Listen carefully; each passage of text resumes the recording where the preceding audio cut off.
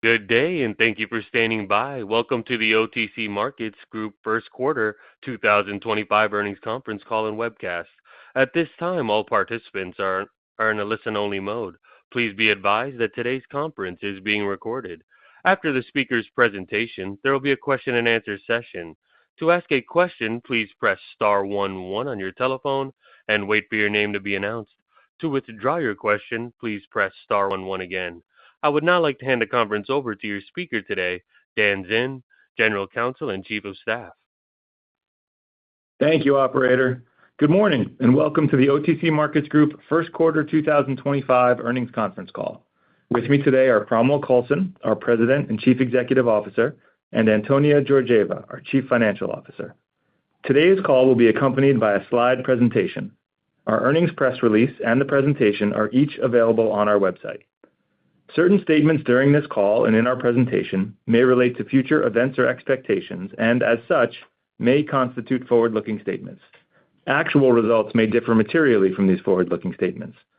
Information concerning risks and uncertainties that may impact our actual results is contained in the Risk Factors section of our 2024 annual report, which is also available on our website. For more information, please refer to the Safe Harbor Statement on slide 3 of the earnings presentation. With that, I'd like to turn the call over to Cromwell Coulson. Thank you, Dan. Good morning, everyone. Thank you for joining us today. I will discuss our first quarter 2025 results at a high level and will review the status of our key priorities for the year. Gross and net revenues each increased by 10% during the first quarter. Our strong overall results were from a 22% growth in OTC Link revenues and a 15% increase in market data licensing. Corporate services saw a 1% decrease during the quarter. I want to thank all our colleagues at OTC Markets Group for their contributions. Our business is a team sport, and we will win with capable and caring people in every position. These results highlight the value of our business model, with each business line supporting the others. Antonia will review our financial results in greater detail in a few minutes. OTC Link's strong first quarter revenue was largely due to growing trading volumes across each of our markets, extending the trend from the second half of 2024. We cannot control overall market volume, so we focus on providing reliable, cost-effective solutions to our subscribers that provide the best possible service, whether volumes are up or down. Price increases in our market data business were a primary driver for the first quarter revenue results. The team has done a great job of communicating the growing value quotient with our subscribers, leading to outstanding user retention. The slight decrease in corporate services revenues during the first quarter is largely a result of OTCQX and OTCQB sales and retention results experienced during 2024, which brought down the total number of companies. Through the first portion of this year, corporate services sales have begun to trend upward.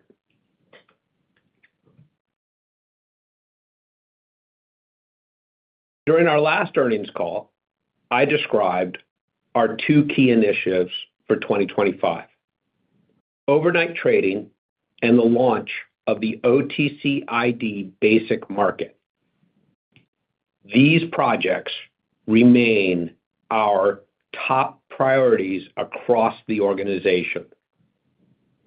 Overnight trading includes our Moon ATS for trading exchange-listed NMS securities and OTC Overnight to support trading in OTC securities.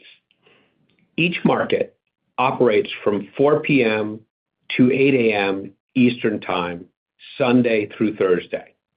The combination of OTC Overnight and Moon ATS enables our broker-dealer subscribers to access thousands of exchange-listed and OTC securities during Asian market hours, at European market open, and overnight in the U.S. Moon ATS is an early entrant into what we expect will be a competitive market. We have rapidly responded to broker-dealer demand to launch regulated overnight trading platforms.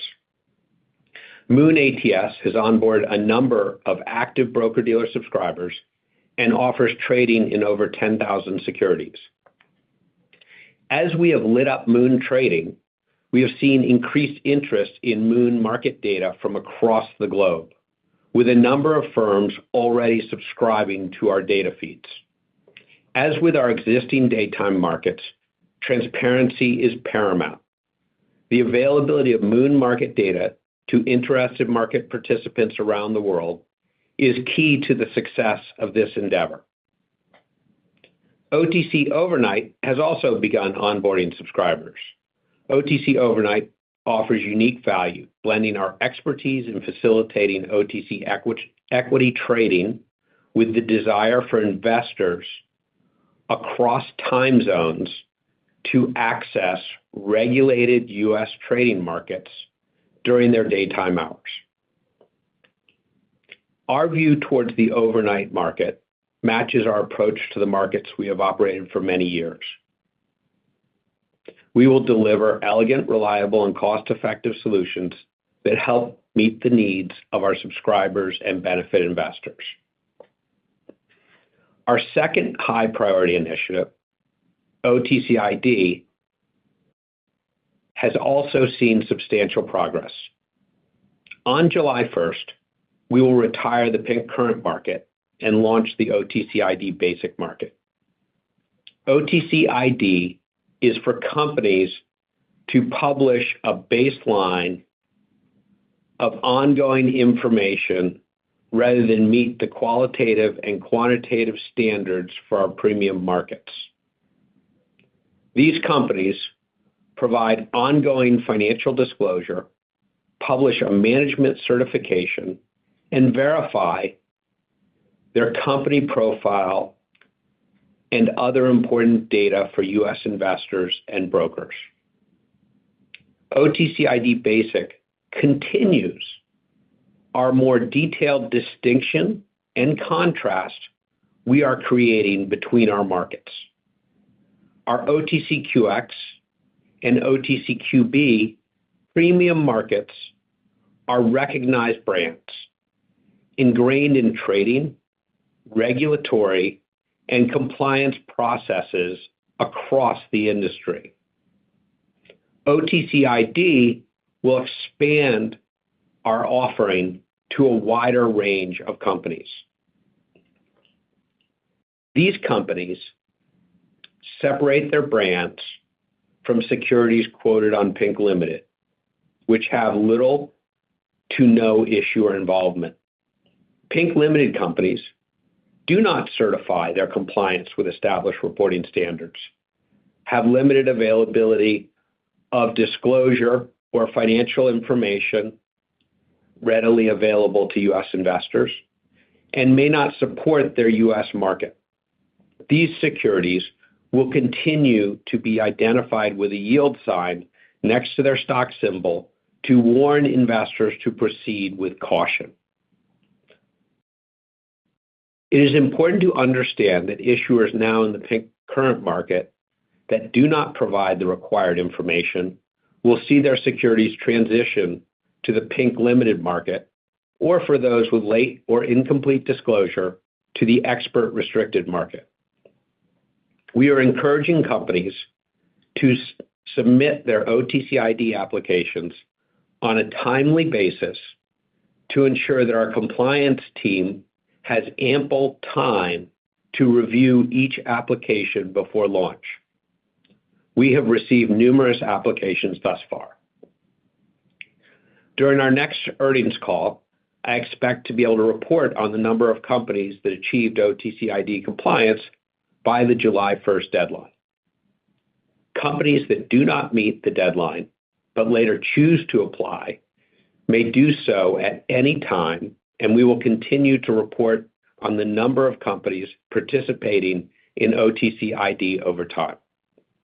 Our OTCQX, OTCQB, and OTC ID markets provide a digital platform for public companies to perform the same IR, disclosure, and governance activities as listed companies. This helps ensure the informational, operational, and compliance experience for brokers and investors is comparable to exchange-listed securities. Our data-driven markets allow engaged companies to improve the market pricing process, earn credibility over time, and for those of a comparable financial strength, enjoy similar privileges and valuations to comparable listed companies.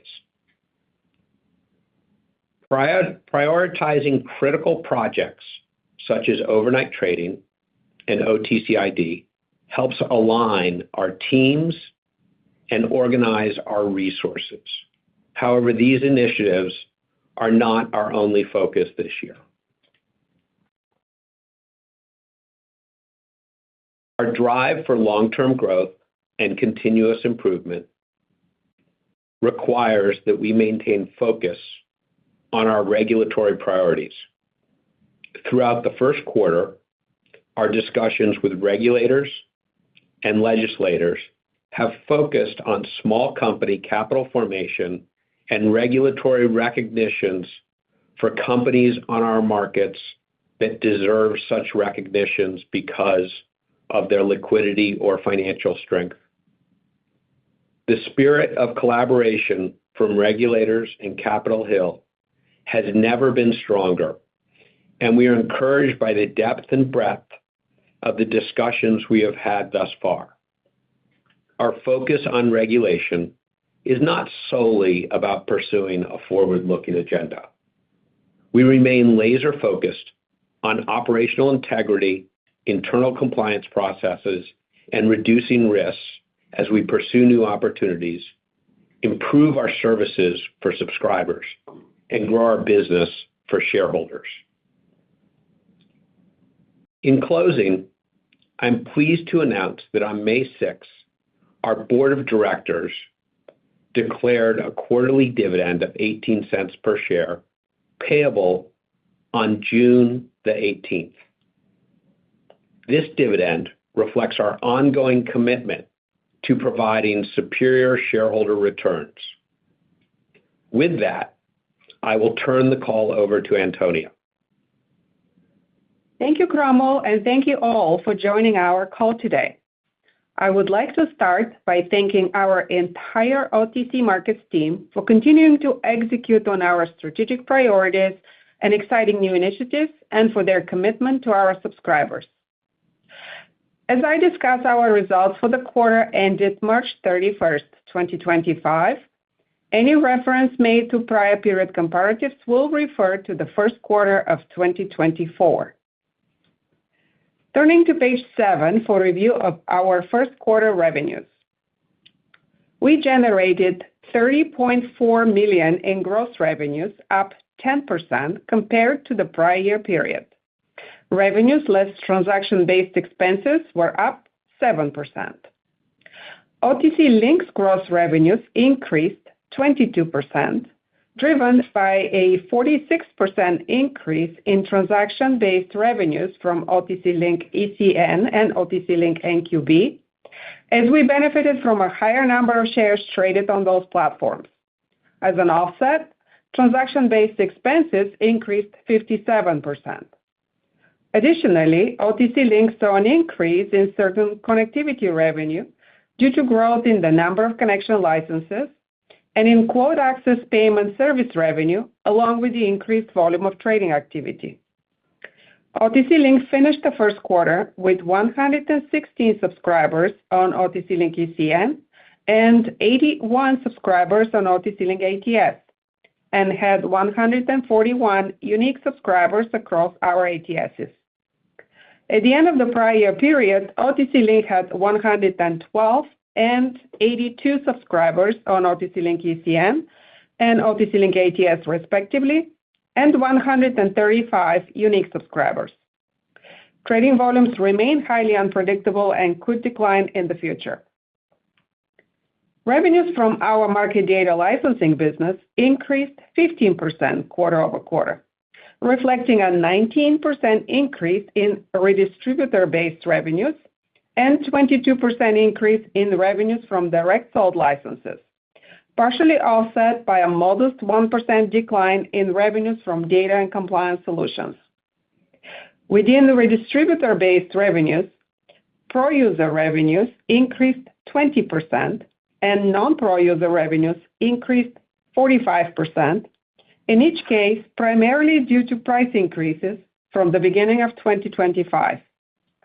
Pro user counts were down slightly at 1%, while non-pro user counts were up 10%.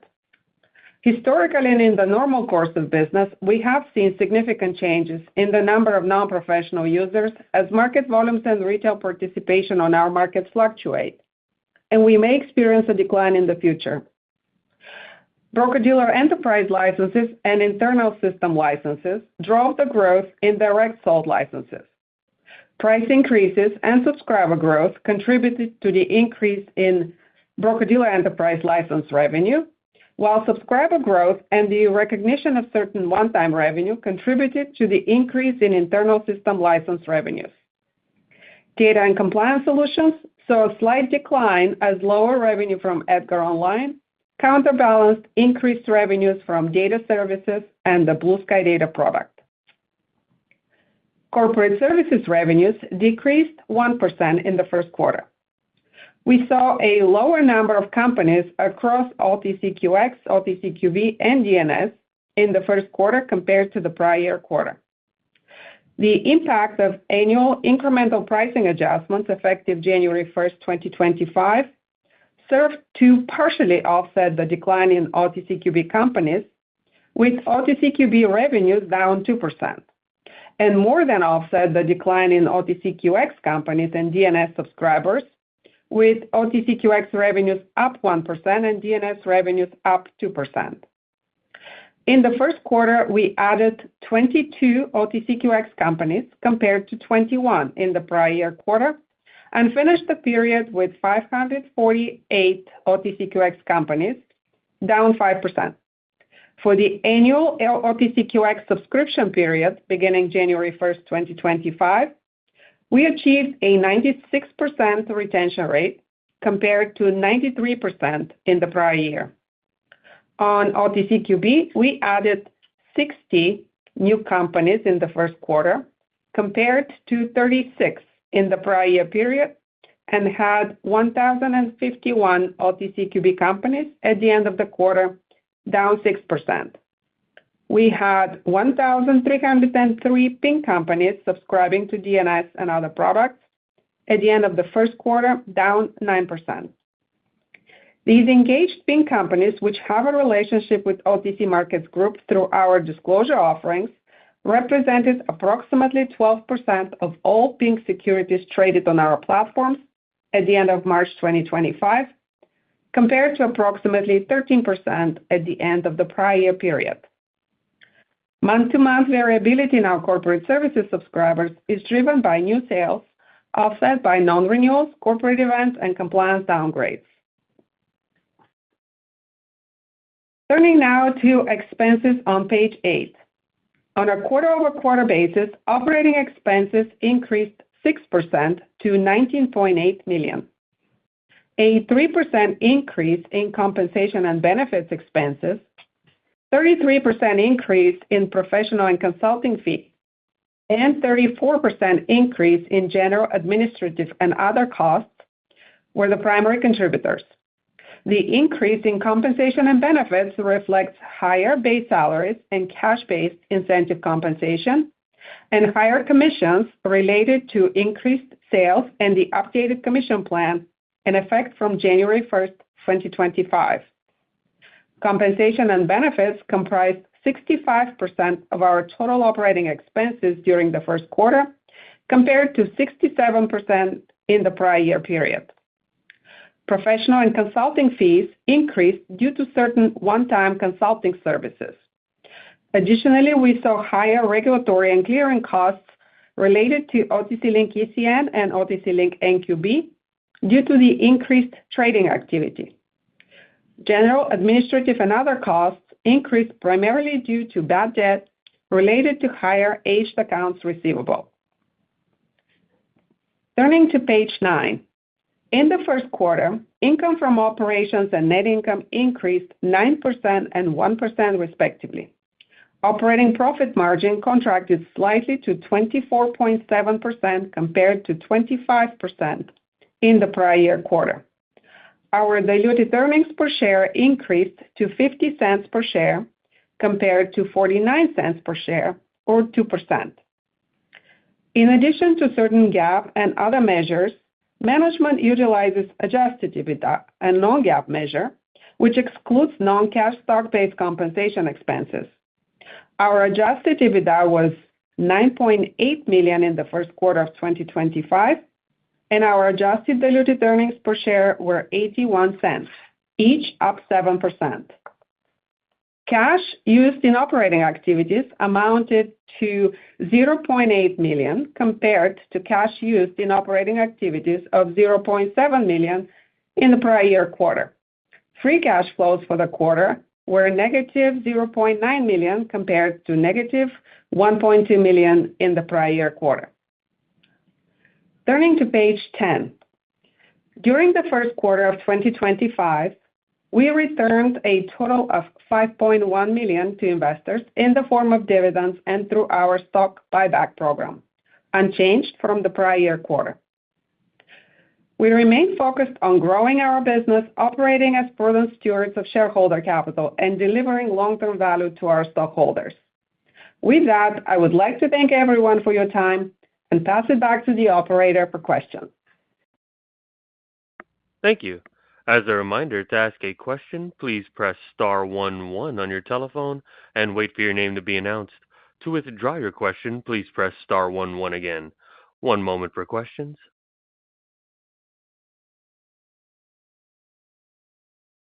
Our first question comes from Brennan McCarthy with Sidoti. You may proceed. Great. Good morning, everybody, and thank you for taking my questions here. Just wanted to start off on the prepared remarks. Cromwell, I believe you mentioned that corporate services sales have begun to trend upward. Can you provide a little bit more color there and what you attribute the growth to? Thank you, Brendan, for that question. I would attribute the growth to our OTC ID changes. For a long time, we operated our markets wanting to demonstrate to investors in the broker-dealer community which securities were making ongoing information available somewhere. So we built tracking systems to see if people were SEC reporting, to see if companies were listed on exchanges with disclosure standards.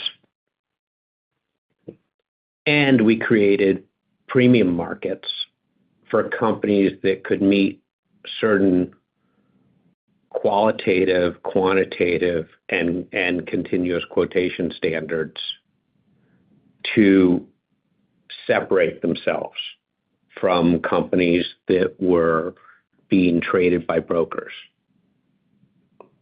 And as that tool set, because I look at listing from a functionality standpoint,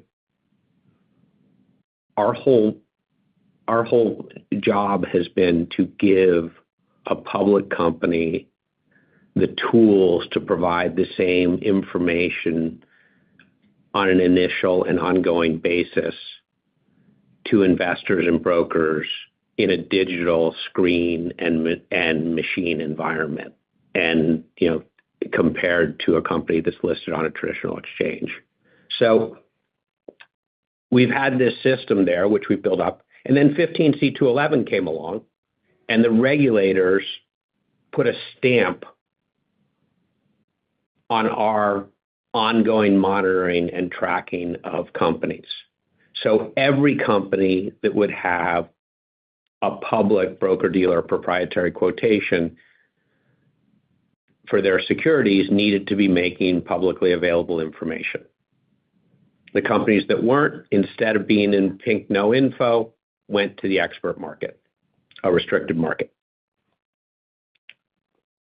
So we had this system of pink current where some companies, because they didn't have a reporting system, used our alternative reporting standard. And we had other companies where we didn't have a relationship, but the disclosure was available in English somewhere else. However, there was no engagement or certifications by the issuer. And it confused investors because we were saying this company has current information and this company has limited information. And it really shouldn't be about information once 15c2-11 said to have a public quotation, there needs to be a level of information. It's going to vary. There's some exemptions for volume. The bigger question is the company engaged into the U.S. market? And for investors, the history of the OTC market has a glorious history with value investors. They would buy companies that were not on the exchanges, but they bought those companies at a discount, and they bought those companies at a discount not because management cared about investors, not because management cared about having an efficient market pricing process. They bought those at a discount because management was disconnected. And in some cases, management was hostile. Lots of activist investors started in this space. So we're going to make it very clear with Pink Limited to be about involvement. So that goes back to the case. OTC ID is part of expanding our services to companies that cannot qualify for our higher markets to do a baseline. And number two, OTC ID will clarify what Pink Limited means. And if you're a company that wants to be disconnected from the U.S. markets for various reasons, that is fine. We will support broker-dealers trading your security and delivering best execution to investors. However, we will make it clear to the world that that choice has been made by the issuer of the security. And thus those changes, and they will take place over time, clarifies our market and provides incentives for companies to want to provide the maximum amount of information to investors using our tiered market structure. And I apologize if that was a long question, because this is really the completion of our private market changes working with industry partners and regulators to completely change how the unlisted markets worked from both a trading and a transparency aspect.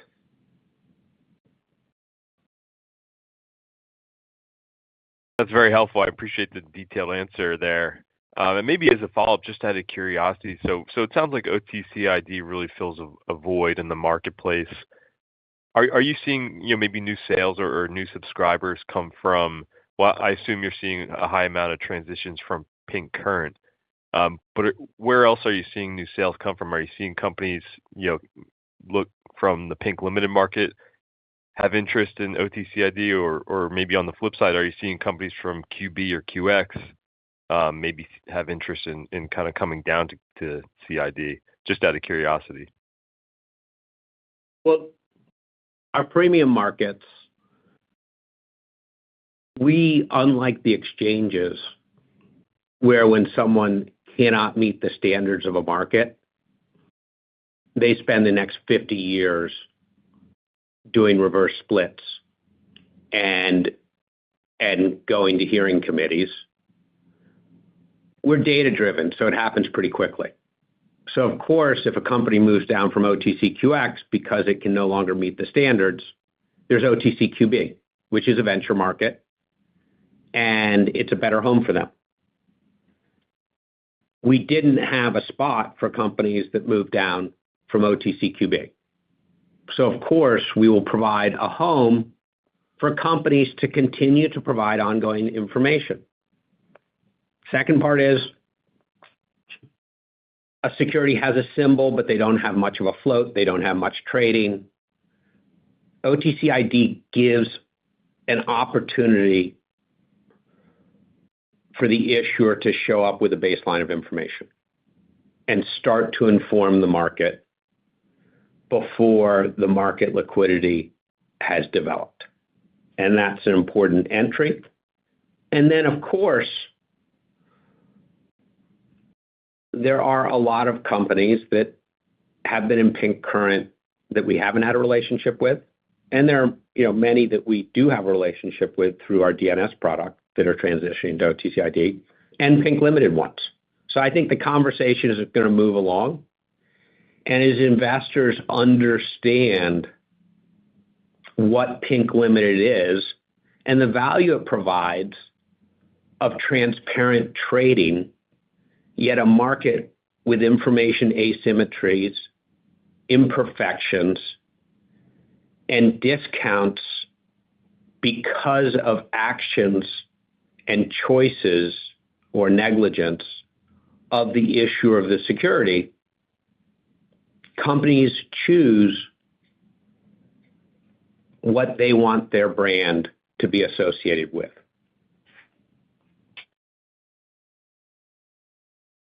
Got it. That's helpful. One more question from me, just on the overnight trading side. I know you discussed about Moon ATS. I'm just curious as to your thoughts on the competitive dynamics in this market. Would you say that you have a first mover advantage here? What other entrants do you see coming into this market and offering a similar service? Well, Brendan, we're a second mover. We're a first mover in the OTC product.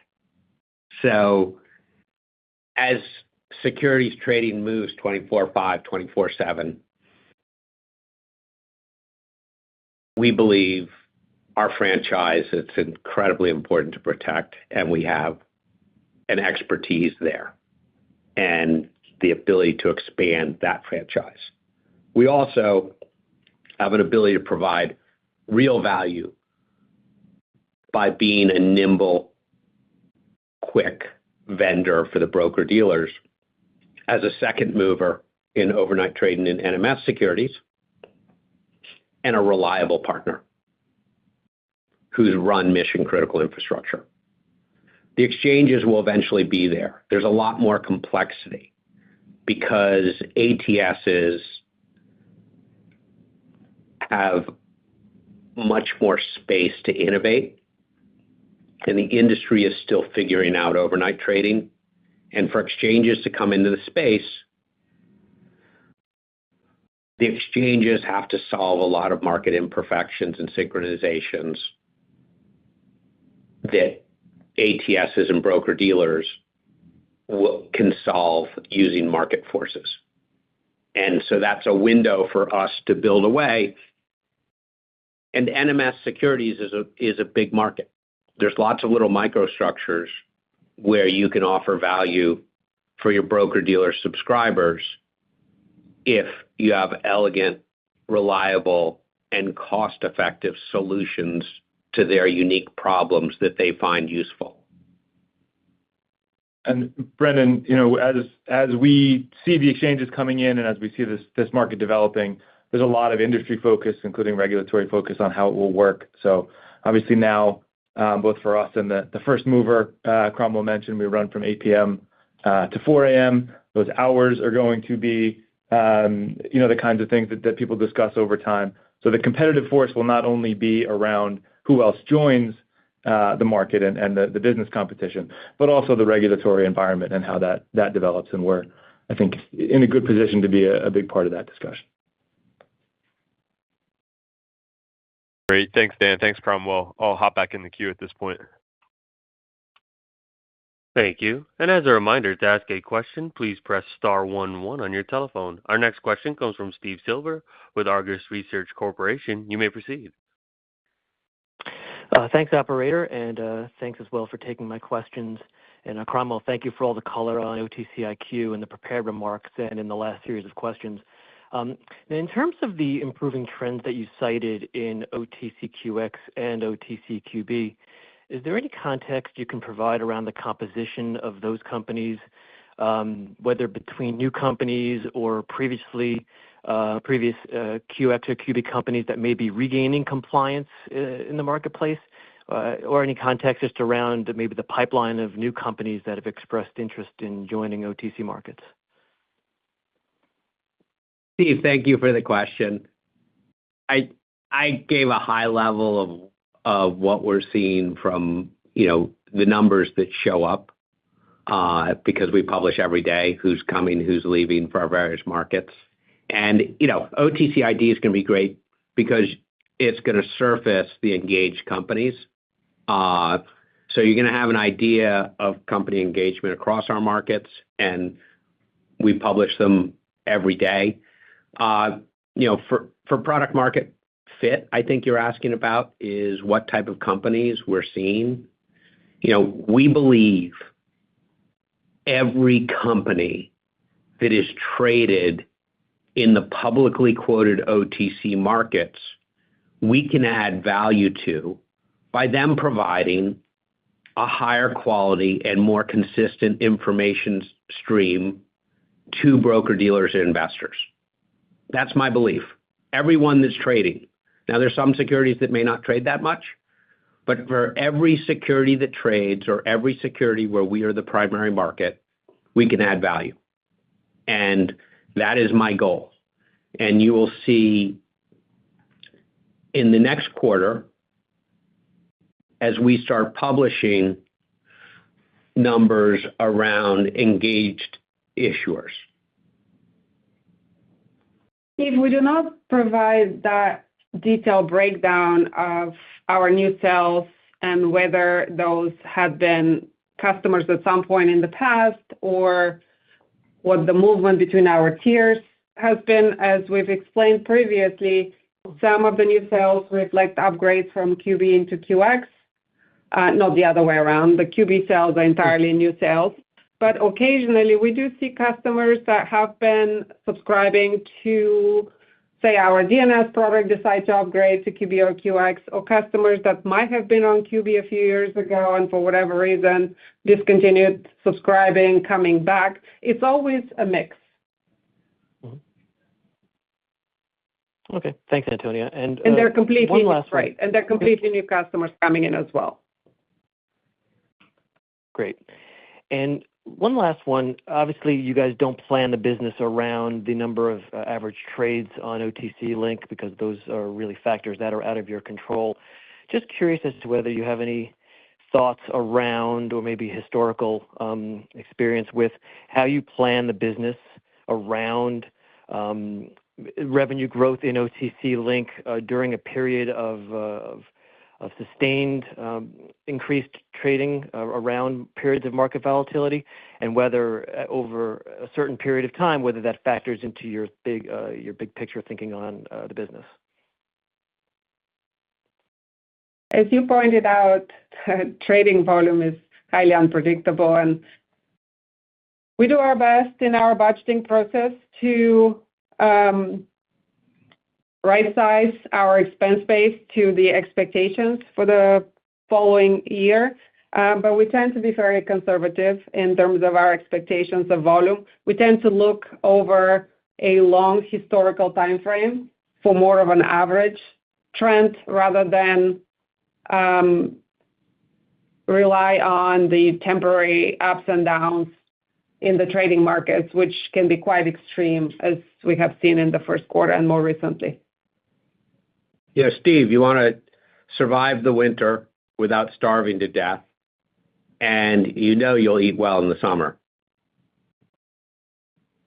And that is what, my training coming from being a value investor and working at a OTC wholesaler, both of those business models, the firms that survived, always knew when transactions are up, don't think that you're too smart, and when transactions are down, stay in the game.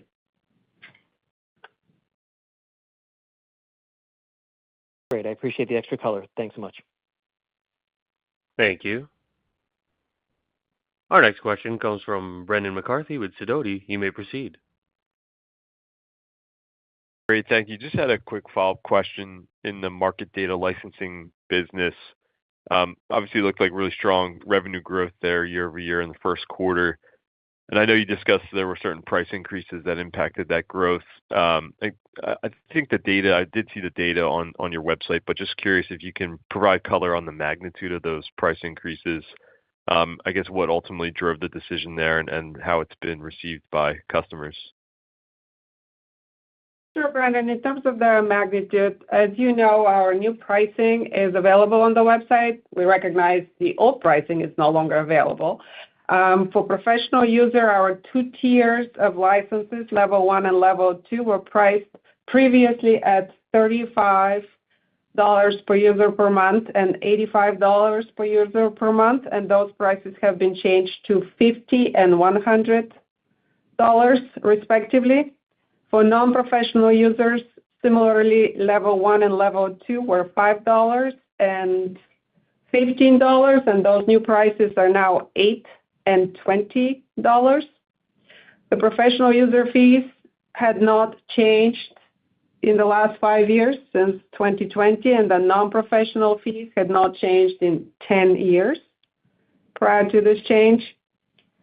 The other item that had a price change involves our broker-dealer enterprise licenses. If you recall, our customers have the option to either report per user consumption of our data, or they could convert to a fixed level broker-dealer license and not report individual users. So those broker-dealer licenses changed for level 1 from $12,500 to $15,000 per month, and for level 2 from $25,000 to $30,000 per month. Those prices hadn't changed, similar to the pro user licenses to which they're related, since 2020. Hope that's helpful. Yes, that's helpful. Thanks for the data there. And I assume just considering the user data there, have customers been pretty receptive to the price increases? We haven't seen any material change to the levels of users or subscribers on our broker-dealer enterprise license side. In fact, we did mention subscriber growth for that item.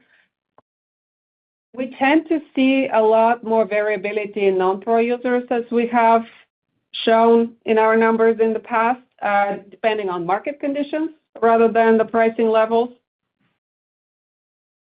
So we might see further volatility in number of users as market volumes continue to change, and the market volume and activity and trends this year have been a bit more unpredictable and volatile than in prior periods. So it's impossible for us to predict what the user counts would be. But for the time being, since the beginning of the year, as we reported, as you saw, pro users are just about 1% down from last March, and non-pro users are actually up 10%. So we'll see over the following months how that evolves. Understood. Thanks, Antonio. That's all from me. Thank you. I would now like to turn the call back over to Cromwell Coulson for any closing remarks.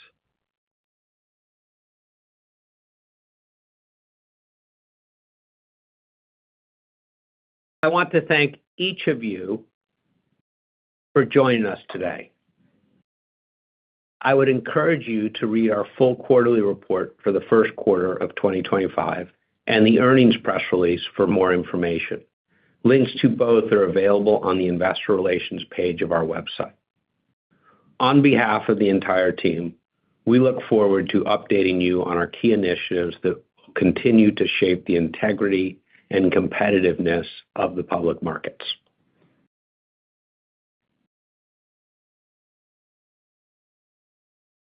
Thank you. This concludes the conference. Thank you for your participation. You may now disconnect.